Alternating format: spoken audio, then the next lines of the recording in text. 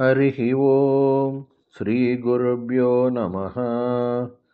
These slokas are recorded by separating the stanza word by word for easy learning. Please share your feedback in the comment. Kindly subscribe and share with others. Om Namo Bhagavate Vasudevaya. Om Namo Narayanaya. Sloka 2. Then you saw that the boys were hungry and thirsty, and that there were no houses nearby to get food. Not far away, some Brahmins were performing a yajna, that is sacrifice. You sent the boys to them to ask for some boiled rice, that is food. ஸ்லோகம் 2. பின்னர் கோபர்கள் பசித்தும் தாகமாகியும் தவித்து இருப்பதை நீ கண்டாய். அருகில் எந்த வீடுகளும் இல்லாமல் இருந்தது. ஆனால் அதிக தூரமல்லாமல் பிராமணர்கள் யாகம் நடத்தி கொண்டிருந்தனர். நீ கோபர்களை அவர்களிடம் அரிசி உணவுக்காக பிச்சை கேட்க அனுப்பினாய். പിന്നീട് നീ ഗോപന്മാർ വിശന്നും ദാഹിച്ചും തളർന്നിരിക്കുന്നു എന്നും മനസ്സിലാക്കി. ആ കാട്ടിൽ ഭക്ഷണം ലഭിക്കാനുള്ള വീടുകളും ഇല്ല. അകലെ ചില ബ്രാഹ്മണന്മാർ യജ്ഞം നടത്തുന്നുണ്ടായിരുന്നു. നീ ഗോപന്മാരെ അവരോട് അന്നം ഭിക്ഷ ചോദിക്കുവാൻ വേണ്ടി അയച്ചു. श्रीमन् नारायणीयं दशकं 61 श्लोका 2. ततः निरीक्ष्य अशरणे वनान्तरे.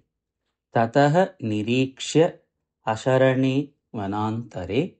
ततो निरीक्ष्याशरणे वनान्तरे. ततो निरीक्ष्याशरणे वनान्तरे. ततो निरीक्ष्याशरणे वनान्तरे. किशोरलोकं किशोरलोकं किशोरलोकं श्रुधितं तृषा आकुलं. श्रुधितं तृषा आकुलं. श्रुधितं तृषा आकुलं. किशोरलोकं श्रुधितं तृषाकुलं. किशोरलोकं श्रुधितं तृषाकुलं. किशोरलोकं श्रुधितं तृषाकुलं. ततो निरीक्ष्याशरणे वनान्तरे किशोरलोकं श्रुधितं तृषाकुलं. ततो निरीक्ष्याशरणे वनान्तरे किशोरलोकं श्रुधितं तृषाकुलं.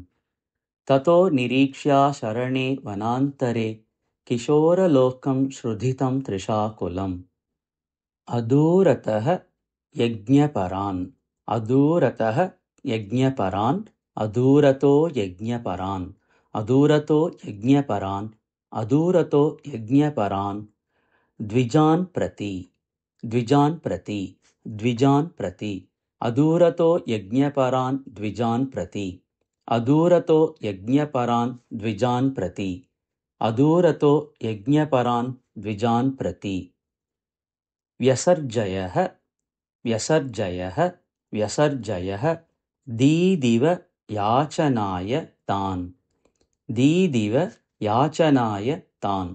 दीदिव याचनाय तान्. व्यसर्जयो दीदिव याचनाय तान्. व्यसर्जयो दीदिव याचनाय तान्. व्यसर्जयो दीदिव याचनाय तान्. अदूरतो यज्ञपरान् द्विजान् प्रति. व्यसर्जयो दीदिव याचनाय तान्. अदूरतो यज्ञपरान् द्विजान् प्रति. व्यसर्जयो दीदिवि याचनाय तान्. अदूरतो यज्ञपरान् द्विजान् प्रति. व्यसर्जयो दीदिवि याचनाय तान्. ततो निरीक्ष्याशरणे वनान्तरे किशोरलोकं श्रुधितं तृषाकुलम्. अदूरतो यज्ञपरान् द्विजान् प्रति. व्यसर्जयो दीदिवि याचनाय तान्. ततो निरीक्ष्याशरणे वनान्तरे किशोरलोकं श्रुधितं तृषाकुलम्. अदूरतो यज्ञपरान् द्विजान् प्रति. व्यसर्जयो दीदिवि याचनाय तान्. ततो निरीक्ष्याशरणे वनान्तरे किशोरलोकं श्रुधितं तृषाकुलम्. अदूरतो यज्ञपरान् द्विजान् प्रति. व्यसर्जयो दीदिवि याचनाय तान्.